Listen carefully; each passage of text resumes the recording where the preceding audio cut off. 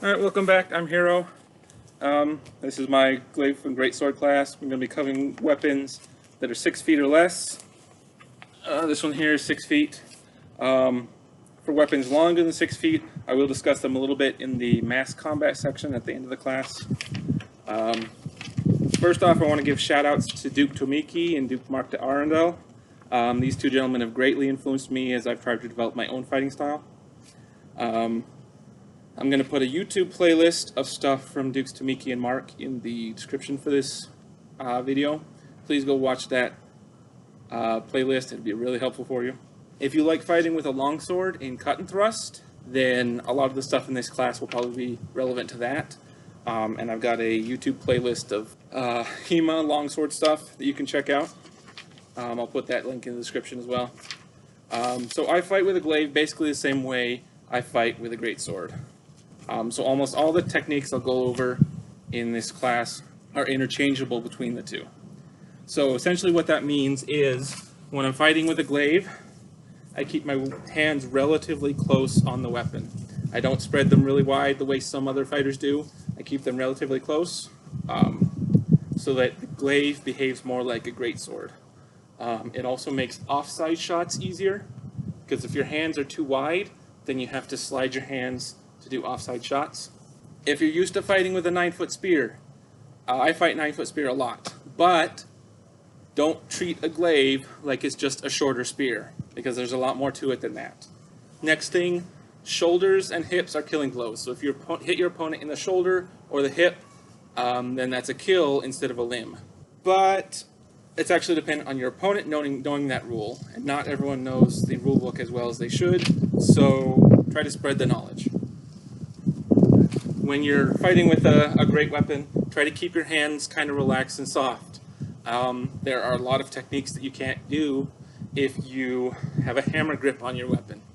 That also means that you have to have good gauntlets, because if your gauntlets don't allow you the dexterity you need, then you probably need new gauntlets before you spend too much time fighting with a great weapon. Power work is extremely important for a great weapon. Possibly even more so than for sword and shield. When you're doing your power work, try to wear your gauntlets at least some of the time. I'm going to grab my gauntlets real quick.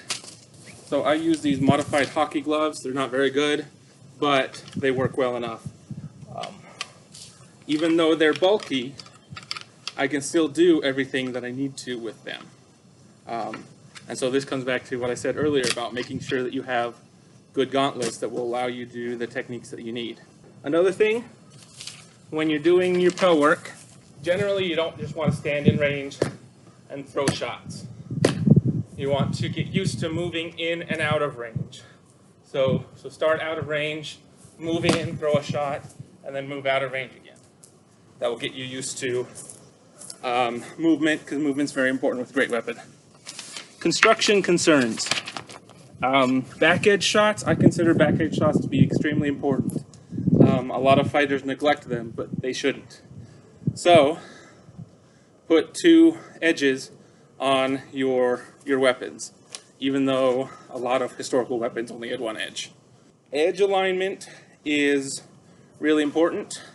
If you plane down the sides of your haft or handle, then that helps with edge alignment. This one isn't planed, but I plan to do it eventually. With great swords, you want to get the handle length just right, not too long, not too short. So this sword doesn't have a hilt on it right now, but you want to kind of play around with your sword to get a feel for where the just right length is for the handle.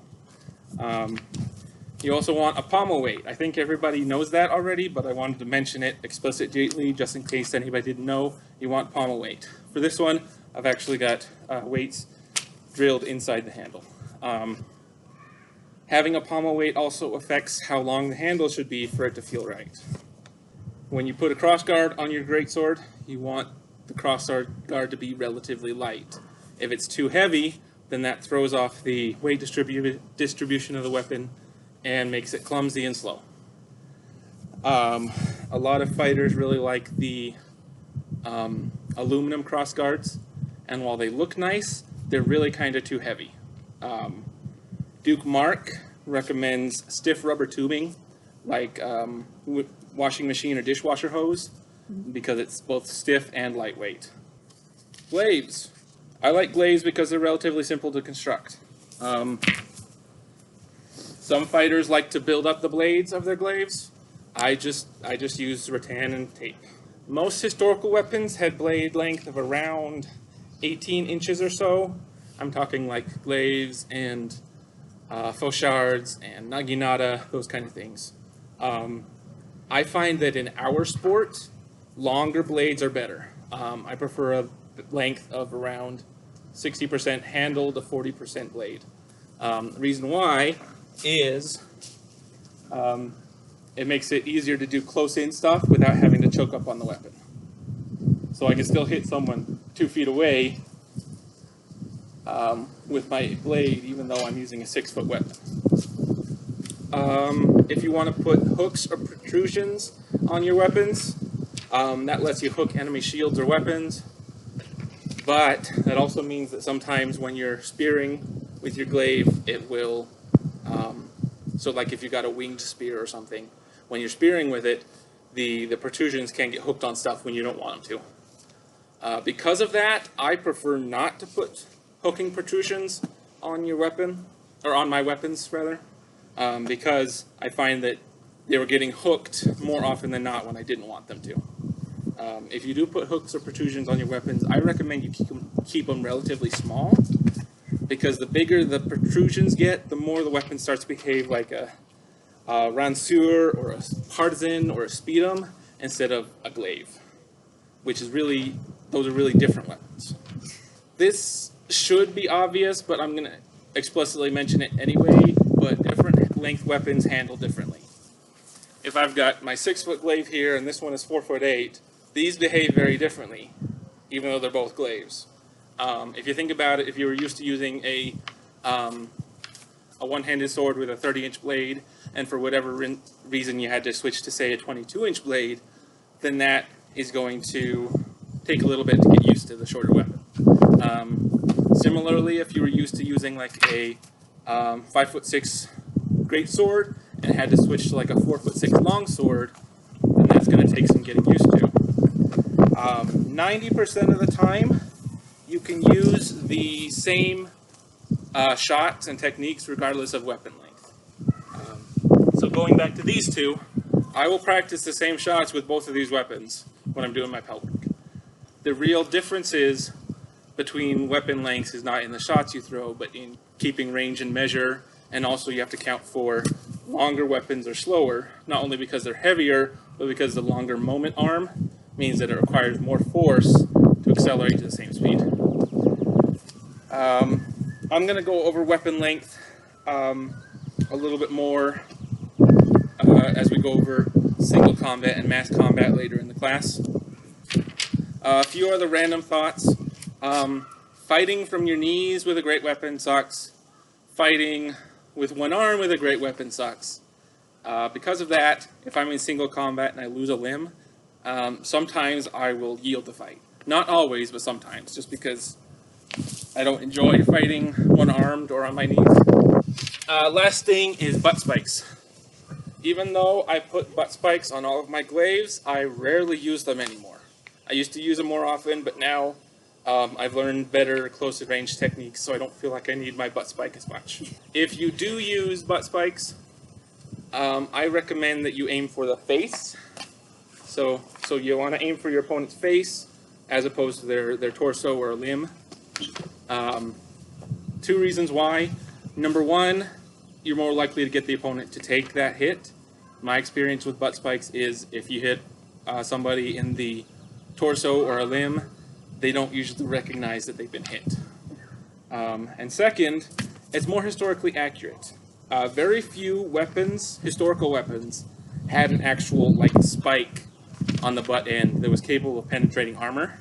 One notable exception is the poleaxe, which was popular in like the 13th, 14th centuries, and into the 15th as well. So I think it's more accurate to think of the butt spike on your glaive as more of just the blunt end of a wooden haft.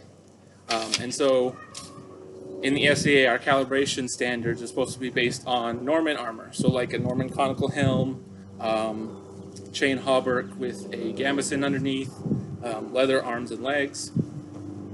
And if you hit someone wearing that kind of armor in like the torso or a limb, that's not going to be a solid blow. Or I mean, if you hit them with a wooden haft of your weapon, that's not going to be a solid blow. But if you hit them in the face, they basically got an open face helm with a nasal. If you get hit in the face with a wooden end of a weapon, that might break your nose. But regardless, you're gonna have a bad day. So, so those are the two reasons why I think if you use your butt spike, you should aim for the face instead of anywhere else. Last thing in this section, I think it's legal to put a butt spike on a greatsword. I personally have never done it, but searching through both the Society Manual and the Artemisia Marshal's Manual, I couldn't find anything that said it wasn't allowed. So that's it. If you've got any questions, please put them in the comments. Thank you for watching. I'll be back with the next section.